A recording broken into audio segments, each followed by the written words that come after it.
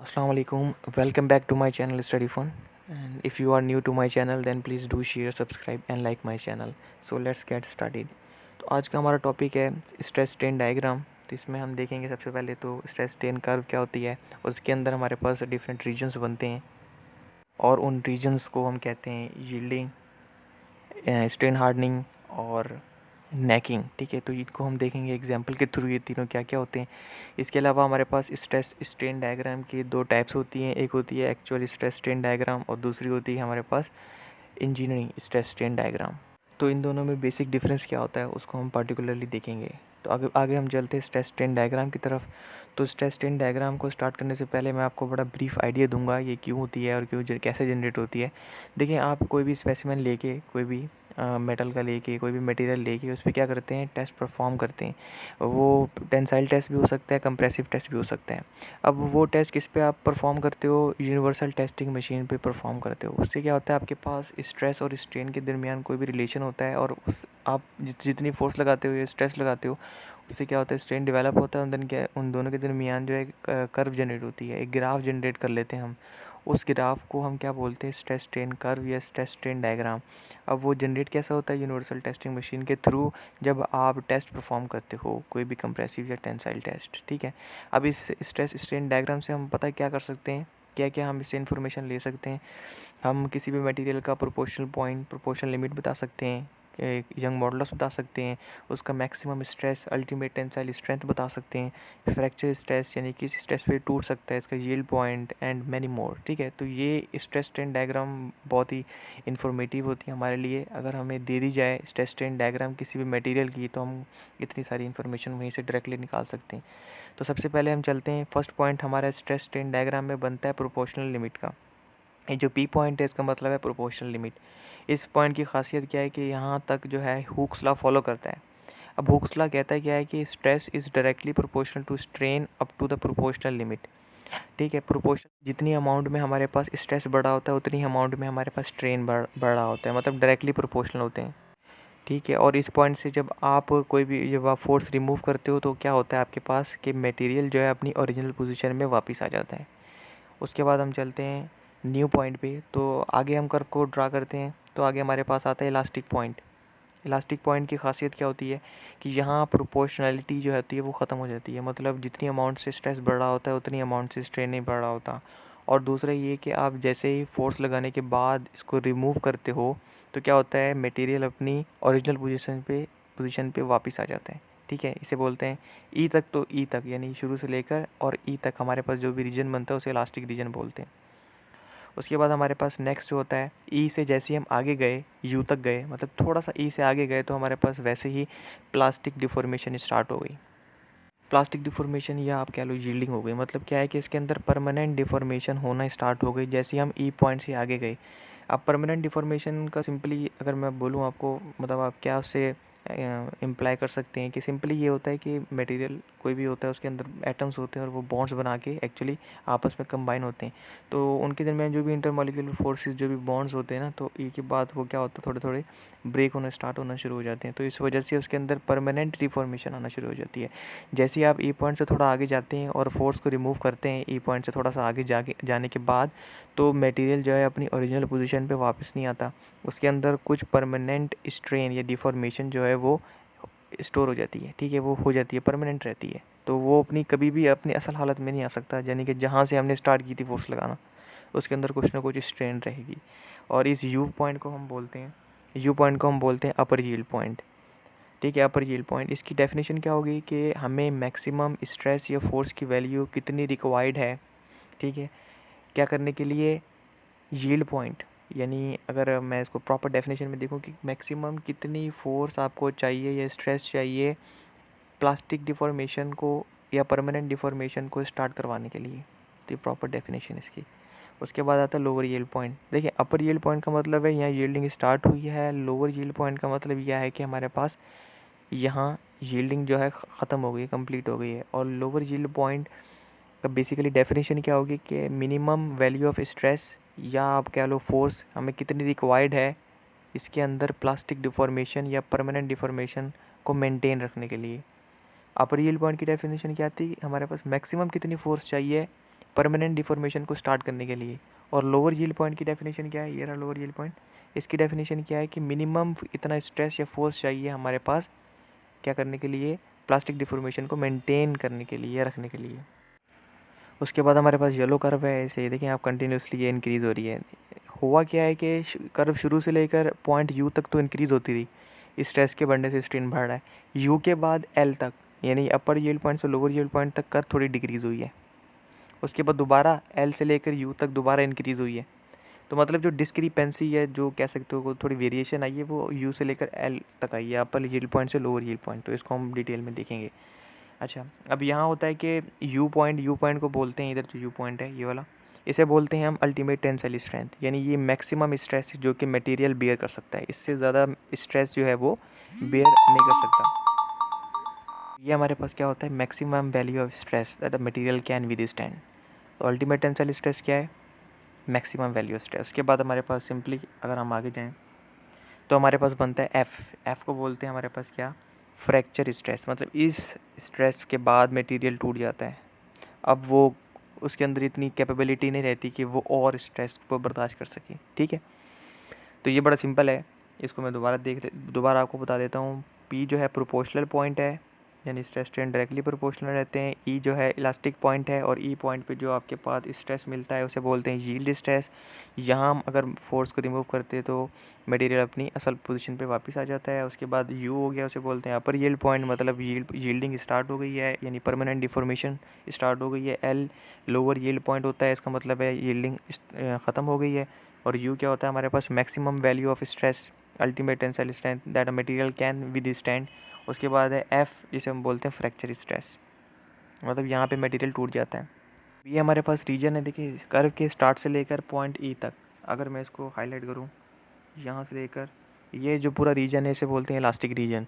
यानी इस रीजन में हम क्या करेंगे, फोर्स ई तक लगाने के बाद या ई से पहले अगर हम फोर्स रिमूव करेंगे तो क्या होगा, यानी फोर्स को हटाएंगे तो मटेरियल अपनी असल पोजीशन में वापस आ जाएगा जो उसकी इनिशियल हालत थी। बट अगर हम बात करें ई पॉइंट से स्टार्ट हुई, यहाँ से लेकर ई पॉइंट से स्टार्ट हुई और ई से लेकर एफ़ तक जितना भी हमारे पास कर्व का रीजन है ना अंदर, वो उस रीजन को हम बोलते हैं प्लास्टिक बिहेवियर या प्लास्टिक रीजन। मतलब यहाँ ई पॉइंट से आगे, फॉर एग्जांपल आप यहाँ इधर इस पॉइंट पे आए, फॉर एग्जांपल इसको मैं इस पॉइंट पे आए, यू के बाद थोड़ा सा आए, इसके बाद आपने क्या किया, फोर्स को रिमूव किया, तो होता है कि आपके पास मटेरियल अपनी ओरिजिनल पोजीशन पे वापस नहीं जाएगा, उसके अंदर परमानेंटली कुछ, जैसे मैंने बताया था, कुछ स्ट्रेन जो होगा वो उसके अंदर स्टोर हो जाएगा, जिसे हम बोलते हैं रेजिडुअल स्ट्रेस या स्ट्रेन। ठीक है, तो ई से लेकर एफ़ तक हमारे पास प्लास्टिक बिहेवियर होगा। अब ये देखिए इसके अंदर प्लास्टिक रीजन के अंदर हमारे पास मज़ीद 3 रीजन बन रहे हैं, एक यील्डिंग रीजन बन रहा है, एक स्ट्रेन हार्डनिंग बन रहा है, और एक नेकिंग बन रहा है। अब इन तीनों रीजन को हम पार्टिकुलर देखेंगे डिटेल में। यील्डिंग को स्टार्ट करने से पहले देखें आप, मैंने आपको बताया था यू से लेकर एल तक ये कर्व जो है नीचे जा रही है, बाकी में तो कर्व इंक्रीज़ हो रही थी, सिर्फ यहाँ डिक्रीज़ हो रही थी। तो ये कर्व नीचे क्यों जा रही है, उसका आंसर आपको मिलेगा यील्डिंग में। फर्स्ट ऑफ ऑल आपके पास है पहली एग्जांपल, यानी कि यहाँ मैंने एग्जांपल बनाया हुआ, इधर एक क्या है, मैंने अप्लाइड फोर्स लगाई है दोनों तरफ से, टेंसाइल फोर्स, यानी यहाँ से भी खींच रही है और यहाँ से भी हमारे पास क्या हो रहा है, हम इसको खींच रहे हैं।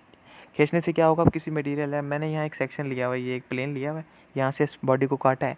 काटने का मकसद क्या है कि इसके अंदर हमारे पास जब भी आप किसी बॉडी पे फोर्स लगाते हैं तो उसके अंदर रेजिस्टिव फोर्सेस, जिसका मैग्नीट्यूड जो आपकी अप्लाइड फोर्स होती है उसके बराबर होता है, लेकिन उनकी डायरेक्शन उसके अपोजिट होती है। ठीक है, तो उसे हम बोलते हैं क्या, resistive forces per unit area. और resistive forces per unit area, उन दोनों के अगर रेशियो ले तो उसे बोलते हैं स्ट्रेस इन पर्टिकुलर। अब होता है क्या, जैसे आप अप्लाइड फोर्स अप्लाई करते हो तो आपके पास ये जो 3 फोर्स मैंने बनाई हुई हैं, जिसे नाम दिया हुआ है रेजिस्टिव फोर्सेस, ये रेजिस्टिव फोर्सेस हैं पर यूनिट एरिया जो कि डेवलप हो रही हैं। अब बिफोर यील्डिंग, मतलब ई पॉइंट तक, इलास्टिक पॉइंट तक क्या होता है, आप जितनी अप्लाइड फोर्स लगाते हो आपके पास उतनी बराबर मैग्नीट्यूड में आपके पास रेजिस्टिव फोर्सेस क्रिएट होती हैं, और वो क्या करती हैं, रेजिस्ट कर रही होती हैं अप्लाइड फोर्स को। मतलब स्ट्रेस डेवलप हो रहा होता है, यानी आप स्ट्रेस और स्ट्रेन डायरेक्टली प्रोपोर्शनल, या आप कह सकते हो एक चीज़ के बढ़ने से दूसरी चीज़ बढ़ जा रही है।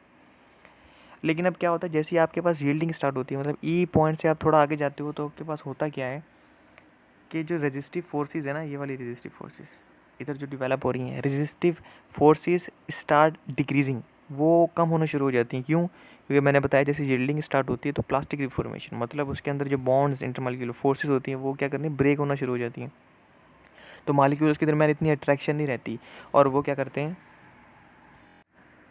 वो इतनी क्या करते हैं स्ट्रेस बियर नहीं कर सकते। मतलब क्या है कि वो रेजिस्टिव फोर्स इतनी रेजिस्टेंस नहीं प्रोवाइड करते आपकी जो अप्लाइड फोर्स होती है। इस वजह से क्या होता है कि हमारे पास resistive forces per unit area क्या हो रही हैं, डिक्रीज़ हो रही हैं, और उसे तो हम स्ट्रेस बोलते हैं। स्ट्रेस की वैल्यू क्या होता है, formula force over area. Force क्या है, रेजिस्टिव फोर्स। अब रेजिस्टिव फोर्स क्या हो गई है, डिक्रीज़ होना शुरू हो गई है। क्यों? क्योंकि हमारे पास अंदर का स्ट्रक्चर जो है वो चेंज हो रहा है। मतलब क्या है कि molecular forces, inter molecular force या बॉन्ड्स जो हैं वो ब्रेक हो रहे हैं, तो स्ट्रेस की वैल्यू भी क्या हो रही है, ओवरऑल कम हो रही है। इस वजह से वो कर्व जो यील्डिंग है अपर यील्ड पॉइंट से लोअर यील्ड पॉइंट तक डिक्रीज़ होती है। अब रह गया हमारा स्ट्रेन हार्डनिंग, उसके बाद नेकिंग भी है। स्ट्रेन हार्डनिंग में देखें अभी कंटिन्यूसली क्या हो रहा है, स्ट्रेस इंक्रीज़ हो रहा है और स्ट्रेन भी इंक्रीज़ हो रहा है। अब स्ट्रेन हार्डनिंग क्या होती है उसको हम देख लेते हैं। ये देखिए, ये मैंने कोई भी फॉर एग्जांपल आपको पता है कोई भी सॉलिड या मटेरियल जो है वो यूनिट सेल से मिलकर बनता है, जो कि 3D स्पेस में अपने आप को क्या करता है, कंटिन्यूसली रिपीट करता है और एक पूरा स्ट्रक्चर आपके पास क्रिस्टल स्ट्रक्चर डेवलप हो जाता है। मैंने कोई भी मेटल का एक यूनिट सेल ले लिया है, ठीक है, उसे आप यहाँ शो किया हुआ है। अब मैंने क्यों शो किया हुआ है, मतलब आप जो यूनिट सेल का बिहेवियर होगा ना वो पूरे पूरे मेटल का या पूरे मटेरियल का बिहेवियर होगा। अब मैंने क्या किया, इधर अप्लाइड फोर्स, फोर्स अप्लाई की। फोर्स अप्लाई करने से क्या होगा, उसके अंदर जो एटम्स वगैरह होंगे वो रेजिस्टिव फोर्स अप्लाई करेंगे, जो मैंने अप्लाई फोर्स किया उसके अगेंस्ट। तो ये हमारे पास रेजिस्टिव फोर्सेज हैं सारी, ये चार जितनी भी हैं एटम्स मैंने ले लिए, ये सारे एटम्स हैं, ये जो एजिस पे बने हुए हैं ना, ये सारे क्या है, एटम्स है। ये एटम्स क्या कर रहे हैं, हमारे पास रेजिस्टिव फोर्सेस प्रोवाइड करें, जो मैंने अप्लाई फोर्स लगाई है ना अप्लाइड, उसके अगेंस्ट। अब होता क्या है कि आप ये करते रहते हो, अप्लाई फोर्स करते रहते हो, कहाँ तक, लोअर यील्ड पॉइंट तक आप लगाते रहते हो, तो आपके पास एटम्स जो है रेजिस्टेंस प्रोवाइड करते रहते हैं। अब आप जैसे फोर्स की वैल्यू या स्ट्रेस की वैल्यू लोअर यील्ड पॉइंट से बढ़ाते हो, लोअर यील्ड पॉइंट से बढ़ाने के बाद जैसे तो curve start increasing, curve increase होना, जो येलो कर्व है वो ऊपर जाना शुरू हो जाती है। क्यों? जैसे ही आप स्ट्रेस लगा रहे हो तो लोअर यील्ड पॉइंट से जैसे ही फोर्स लगाना इंक्रीज़ होते हैं ना, आप और बढ़ा रहे होते हो फोर्स को, तो आपके पास क्या होता है, एक परमानेंट उसके अंदर ना क्या होता है, डिसलोकेशन पैदा हो जाती है। किसके अंदर, मेटल के अंदर या मटेरियल के अंदर डिफॉर्मेशन या डिसलोकेशन पैदा हो जाती है या डिफेक्ट पैदा हो जाता है। डिफेक्ट और डिसलोकेशन क्या है, सिंपली ये है कि आपका जो एटम्स है ना उनकी पोजीशन मिसप्लेस हो जाती है, वो एक जगह से दूसरी जगह शिफ्ट होके एक प्लेन के अंदर शिफ्ट होना या एकोमुलेट होना या जमा होना शुरू हो जाते हैं, जिससे क्या होता है कि वो रेजिस्टेंस ज़्यादा प्रोवाइड करते हैं। जितने ज़्यादा एटम्स होगा जाहिर सी बात है वो क्या करेंगे, रेजिस्टिव फोर्सेस ज़्यादा प्रोवाइड करेंगे आपको अप्लाइड फोर्स के अगेंस्ट। तो आपके पास क्या होगा, स्ट्रेस बढ़ना शुरू हो जाएगा। स्ट्रेस क्या होता है, resistive forces per unit area. अब इस प्लेन में अगर आप देखें, इस पर्टिकुलर प्लेन में आपके पास कितने, देखो एक रेड एटम है जो शिफ्ट होके वो कहीं से भी फॉर एग्जांपल यहाँ से उठ के यहाँ आ गया, शिफ्ट हो गया। ये वाला रेड एटम, ये वाला रेड एटम, ये सारे क्या हो गए, शिफ्ट हो गए। कोई कॉर्नर से नीचे आ गया है, कोई कॉर्नर से इधर चला गया है, मतलब इनकी पोजीशन जो है फॉर एग्जांपल ये वाला जो है इधर शिफ्ट हो गया है और ये जो ऊपर वाला ये नीचे शिफ्ट हो गया है। तो इस डिसलोकेशन की वजह से, इस मिसप्लेस की वजह से क्या होगा, हमारे पास बहुत ज़्यादा एटम्स जो हैं एक जगह पे क्या हो जाते हैं, जमा होना शुरू हो जाते हैं और वो सारे कंबाइन रेजिस्टिव फोर्सेस प्रोवाइड करते हैं, जिससे क्या होता है, अप्लाइड फोर्स के अगेंस्ट ज़्यादा रेजिस्टिव फोर्सेस आपके पास मिलती हैं, जिससे स्ट्रेस बढ़ता है। इसे बोलते हैं स्ट्रेन हार्डनिंग। तो आप जितने स्ट्रेस बढ़ा रहे होते हो, क्या होता है, स्ट्रेस फोर्स लगा रहे होते हो उतना स्ट्रेस भी बढ़ा होता है और स्ट्रेन भी बढ़ा होता है। इसके बाद आ गया नेकिंग। बड़ा सिंपल फिनोमेना है। नेकिंग कब डेवलप होता है, जब आपके पास अल्टीमेट टेंसाइल स्ट्रेस से आप फ्रैक्चर स्ट्रेस पे आते हो। अल्टीमेट टेंसाइल स्ट्रेस से, देखें रीजन में दिखा देता हूँ आपको, ये देखें अल्टीमेट टेंसाइल स्ट्रेस से, ये वाला अल्टीमेट टेंसाइल स्ट्रेस से फ्रैक्चर स्ट्रेस तक जो रीजन बनता है उसे क्या बोलते हैं, नेकिंग। अब वो नेकिंग क्या होती है, अब नेकिंग क्या होती है, सिंपली पहले तो आपने फॉर एग्जांपल ये स्पेसिमेन है, मैं इस पर क्या कर रहा हूँ, टेंसाइल फोर्स लगा रहा हूँ जिससे ये खींच रहा है। खींचने से क्या होगा, इसके अंदर एरिया के अंदर कमी आएगी। अब वो जो एरिया में कमी आएगी ना वो यूनिफॉर्म होगी, हर जगह से बराबर ही कम होगा। ये नहीं वो कहीं ज़्यादा कम होगा, कहीं कम होगा। जैसे आप ये देख रहे हो, यूनिफॉर्मली इसका जो है ना वो क्या हुआ है, रिड्यूस हुआ है, कम हुआ है एरिया। अब ये कब तक होगा, जैसे आप अल्टीमेट टेंसाइल स्ट्रेस तक जाओगे या स्ट्रेंथ तक जाओगे, वहाँ तक तो यूनिफॉर्मली डिक्रीज़ हो रहा होगा। लेकिन जैसे ही अल्टीमेट टेंसाइल स्ट्रेस से आगे जाओगे ना, तो आपके पास लोकलाइज्ड एरिया पे क्या होगा, रिडक्शन होना शुरू हो जाएगी। अब यूनिफॉर्मली एरिया रिड्यूस नहीं होगा, यानी कि इस लोकलाइज एरिया पे, यानी कि इस लोकल एरिया पे हमारे पास क्या होना शुरू हो जाएगा, इस एरिया की में कमी आना शुरू हो जाएगी और बाकी एरिया जो पहले यूनिफॉर्मली डिक्रीज़ हो रहा था वो कांस्टेंट हो जाएगा। उससे क्या होगा हमारे पास, इसे हम बोलते हैं, जहाँ एरिया बहुत ज़्यादा कम होना स्टार्ट हो जाए उसे हम बोलते हैं नॉकिंग, नॉकिंग क्या, नेकिंग। इसे हम बोलते हैं नेकिंग। तो ये वाला जो रीजन है इसे बोलते हैं नेकिंग, मतलब नेकिंग पे ही हमारे पास जो मटेरियल है वो क्या करता है, टूटता है। नेक मतलब गर्दन, मतलब बहुत ज़्यादा बारीक चीज़ हो जाती है, एरिया बहुत कम हो जाता है। अब एरिया बहुत ज़्यादा कम हो गया डेफिनेटली, तो यहाँ एटम्स भी कम होंगे, तो इस एरिया पे रेजिस्टेंस भी कम होगी, तो सबसे ज़्यादा टूटने का खतरा यहीं से होगा। तो रेजिस्टिव फोर्स भी यहाँ कम है, तो डेफिनेटली स्ट्रेस क्या होता है, फोर्स ओवर एरिया। तो रेजिस्टिव फोर्स कम है तो स्ट्रेस भी कम होगा। इस वजह से हमारे पास अल्टीमेट टेंसाइल स्ट्रेस से फ्रैक्चर पॉइंट तक नेकिंग होती है। नेकिंग क्या होती है, लोकलाइज्ड रिडक्शन ऑफ एरिया होता है। और उससे हमारे पास क्या होता है कि हमारे पास एरिया कंटिन्यूसली कम हो रहा होता है, और हमारे पास क्या होता है, रेजिस्टिव फोर्सेस भी कम होती हैं, जिसकी वजह से स्ट्रेस हमारे पास कंटिन्यूसली कम होता है लेकिन स्ट्रेन बढ़ रही होती है। तो इसे बोलते हैं हम simply necking. Basic difference actual stress strain diagram और engineering stress strain diagram. Engineering stress strain diagram में आप क्या करते हो, जिस स्पेसिमेन पे आप फोर्स अप्लाई कर रहे हो, जिससे आप ना फोर्स अप्लाई करके स्ट्रेस निकाल रहे हो, तो क्या करते हो, उसका जो एरिया होता है ना, आप इनिशियली शुरू में मेजर कर लेते हो, और उसकी लेंथ भी शुरू में मेजर कर लेते हो। और जब आप उसके बाद फोर्स लगाते हो, तो जब आप फोर्स लगाते हो डेफिनेटली किसी चीज़ पे फोर्स लगा रहे हो तो उसका एरिया कम होगा ना, एरिया में रिडक्शन होगी। लेकिन आप उस एरिया को किसी खातिर में नहीं ला रहे, आप कह रहे हो बेशक एरिया कम हो, मैं तो ओरिजिनल लूँगा, और लेंथ में बेशक उसके इजाफा हो रहा है फोर्स लगाने से, उसको खींचने से, मैं लेंथ ओरिजिनल लूँगा। तो वो जो लेंथ ओरिजिनल मतलब फोर्स पर यूनिट एरिया जो है वो ओरिजिनल होगा, ओरिजिनल एरिया होगा। और जो स्ट्रेन निकालने के लिए लेंथ यूज़ करोगे वो ओरिजिनल लेंथ यूज़ करोगे, वो जो चेंज हो रही है फोर्स लगाने से वो नहीं करोगे। तो उसे बोलते हैं इंजीनियरिंग स्ट्रेस स्ट्रेन कर्व। उससे जो हमारे पास स्ट्रेस और स्ट्रेन डेवलप होती है उसे हम बोलते हैं इंजीनियरिंग स्ट्रेस स्ट्रेन कर्व। अब बात आती है एक्चुअल स्ट्रेस स्ट्रेन कर्व की। उसमें क्या डिफरेंस है, उसमें डिफरेंस सिर्फ ये होता है कि जब आप कोई भी फोर्स लगाते हो तो हर इंस्टेंट पे आपके पास एरिया और लेंथ चेंज हो रहा होता है। तो आप क्या करते हो, हर पॉइंट पे जो आपके पास एरिया चेंज हो रहा है उस एरिया को लेते हो, ना कि आप ओरिजिनल एरिया लेते हो। ओरिजिनल एरिया को आप भूल जाओ। जैसे जैसे आप फोर्स अप्लाई करोगे आपके पास एरिया चेंज होगा, लेंथ चेंज होगी, तो उस जो चेंज एरिया है और चेंज इन लेंथ है उससे आप निकालोगे स्ट्रेस और स्ट्रेन। तो उससे जो आपके पास ग्राफ जनरेट होगा उसे हम बोलेंगे क्या, एक्चुअल स्ट्रेस स्ट्रेन कर्व या डायग्राम। ठीक है, इसमें हम क्या करते हैं, दोबारा सुन लें।